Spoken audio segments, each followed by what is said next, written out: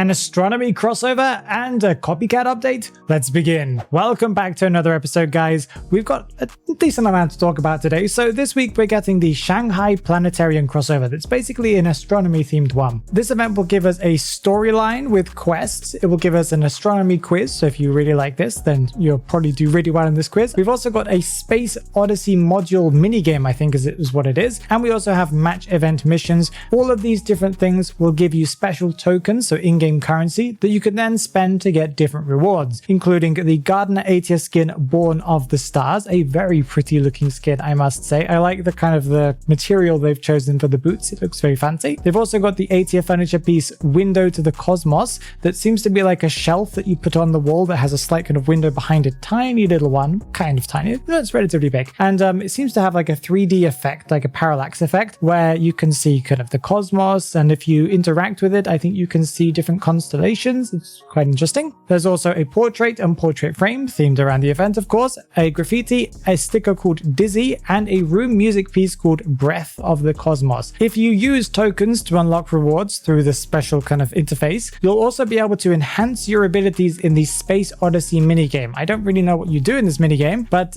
if you get a certain score within this kind of minigame, you'll get a special event tag that you'll be able to put on your profile, I can imagine. Okay, another thing that we're getting this week is we're getting the second week of the 7th anniversary event, meaning we're going to get more story. And if you complete this story, kind of this second week of the story out of the 3 weeks in total that we're getting, you'll be able to get probably these rewards, including friendship letters, a possible standby unlock card, and also some clues. I'd assume that's what we're also getting this week. And then the third week we'll get the ultimate reward of the skin, I believe. There's also the mysterious frequency event as part of the anniversary, where you'll be able to receive more listening certificates by completing different event missions, and this will unlock the rank protection card if you get enough, I assume. And then of course week 3 will then give you the A tier unlock card. And then there's the anniversary tales that will also be continuing. Each day we seem to get more stuff released or revealed, meaning that you'll be able to get things like spy glasses, fragments, clues, and stuff like that. Okay, we're getting more store content this week. We're getting 2 new pieces added to the store that are both echoes only, sadly, for those of you that are free to play, but it is of course nice to be able to just purchase them outright. So if you really like these skins, don't kind of feel sad that you have to buy echoes. It's better than having to spend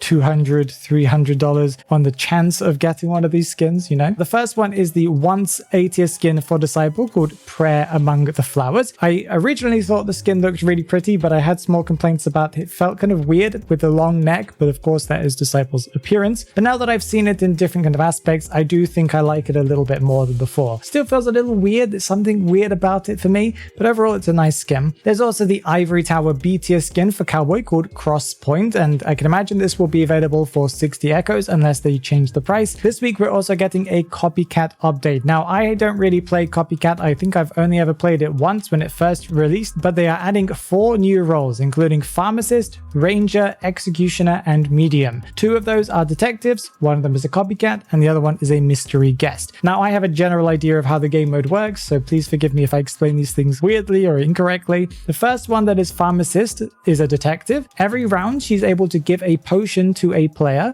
They can't be eliminated that round, so it like protects them or something like that. And if they get given a second potion during the match, I'm assuming, or maybe during that round, I don't really know, they will be eliminated. So they kind of can't take multiple potions. It's kind of sad. There's the Ranger that is also a detective. He's able to summon a ghost hound, so basically just a ghost dog, in a specific location. It doesn't look like you control it, you just kind of place it somewhere. And then you can see whenever you want to, you can switch your kind of POV to the dog's perspective, so you can see what's going on in a different room. Now, I couldn't tell if this ghost was visible to the other players or not, but still interesting indeed. We've got Executioner that is the copycat, and his ability is a bit weird considering I don't really understand the game mode, so maybe this is really good or really bad. But anyway, when you are the last copycat, you can eliminate others. That sounds weak to me, but maybe I'm wrong about that. And then we've also got the Medium that is the mystery guest. After being eliminated, they become a ghost, or they go into ghost form. It looks like they can go invisible as well. And if another player touches them, they get eliminated. So they can just continue playing as a ghost, so they can do all of the little missions and stuff like that. But if they get caught, well, they're done. And a quick reminder for things coming this week. The Promised Neverland crossover is about to end, so this patch is going to be the last day of the return return of part 1 and part 2. Who knows if they'll ever bring it back again? They might do at this point. They brought it back, I think, a few times at this point, but maybe this will be the last time. I don't know. And there's also a special code for a special graffiti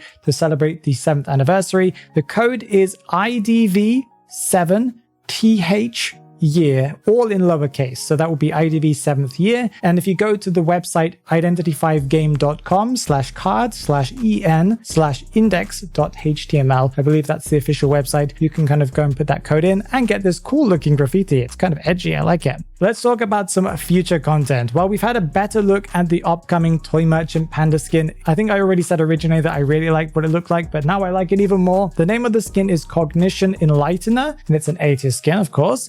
We can see the catapult in better detail here. It looks really nice. I really like the kind of color choices they've gone for. It looks really, really nice. And of course, the skin looks really, really good. I like the little details of the socks. I think the zips, or the zippers, if you want to call them like that, look really, really nice as well. And there's that nice little detail of the choker as well.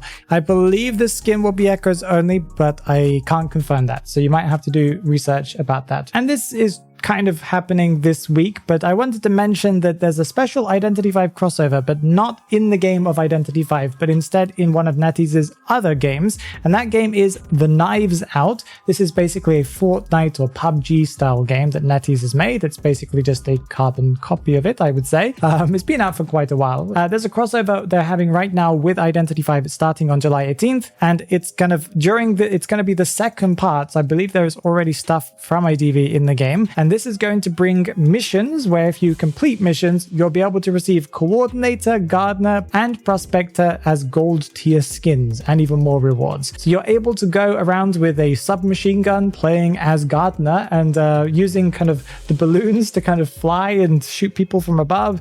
It's a really weird concept, and it's weird to see Gardener, Prospector, and Coordinator kind of stretched out into like a full human size. If you haven't already watched that video that's right there, you should go and click it because YouTube thinks that you will like it.